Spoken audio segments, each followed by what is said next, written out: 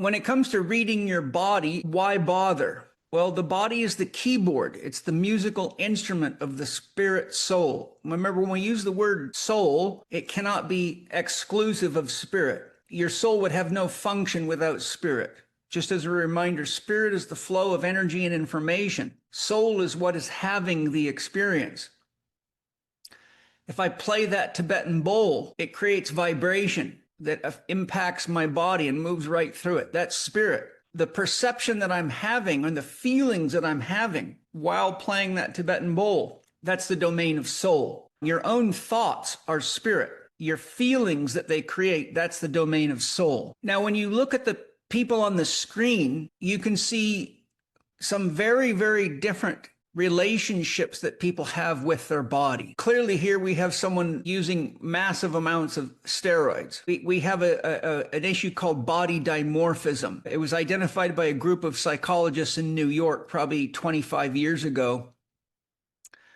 And what they did was they took a large number of people, including bodybuilders, including anorexics and bulimics, and they had them just sketch a picture of their own body. And what they found was very interesting. Bodybuilders almost all drew pictures of their body much smaller to scale than they actually were. And anorexics and bulimics drew body pictures much bigger to scale than they actually were. So what they showed is that most bodybuilders and most anorexics and bulimics have a distortion. So when they look in the mirror, they don't actually see themselves in the actual scale or size and shape that they actually are. So bodybuilders are constantly trying to build themselves up so that in their mind, they fit in and look like what they think the rest of us should look like. Yet anorexics and bulimics have a tendency to constantly be starving themselves because they look too big in their mind. So they're trying to make themselves come down so they don't seem so odd. But we look at them and go,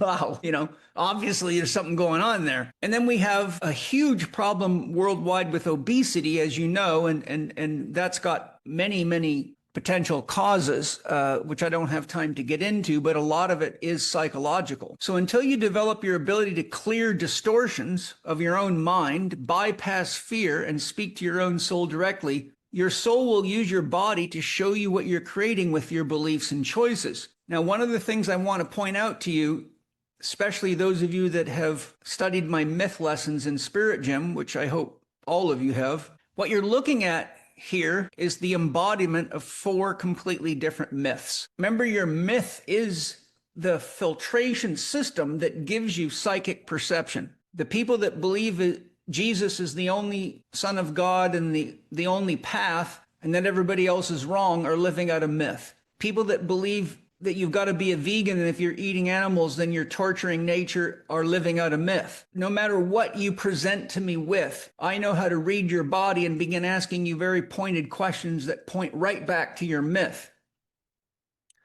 Remember, by definition, myth means your story. Your body is always manifesting your story. The problem is most people are so unconscious of their story that they don't realize they're acting out their programming unconsciously, and they're not questioning, why is it that if veganism is such a great philosophy that I'm not healthy? But they keep doing it. And you have everything on the spectrum from hardcore meat eating only at one end to the Jains of Hinduism who won't eat anything that hasn't already died, and they walk around with face masks on for fear that they might breathe a bug in and get bad karma from it. So your soul will speak to you through your subconscious. Remember, the unconscious and the subconscious are not the same. The subconscious is how the intelligence of the unconscious manifests in physical form in a biological living organism. So the subconscious is the intelligence of your body, of your cells, of your systems. The unconscious is the divine ocean of Shakti. It is the intelligent energy of Shakti.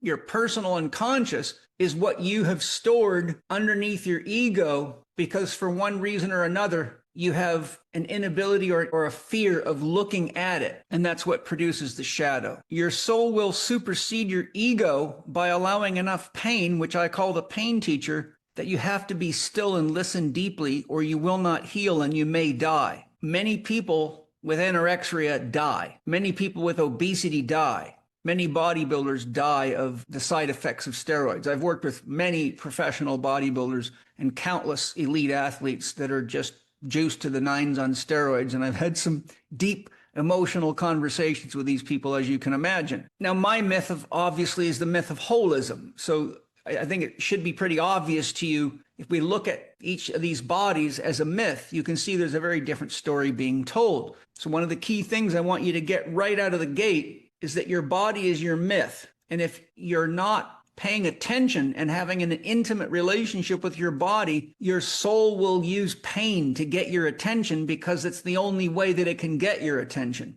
And your soul will allow you to go through any amount of pain for you to wake up to what is needed to be conscious, or the soul cannot evolve in this lifetime. Remember, the soul's not afraid of pain because it cannot die. So the soul knows that you're here to learn and to grow, and it knows that if you fail in fulfilling your soul contracts and learning what you came to learn, that you will just reincarnate at another time in another place and continue the lessons.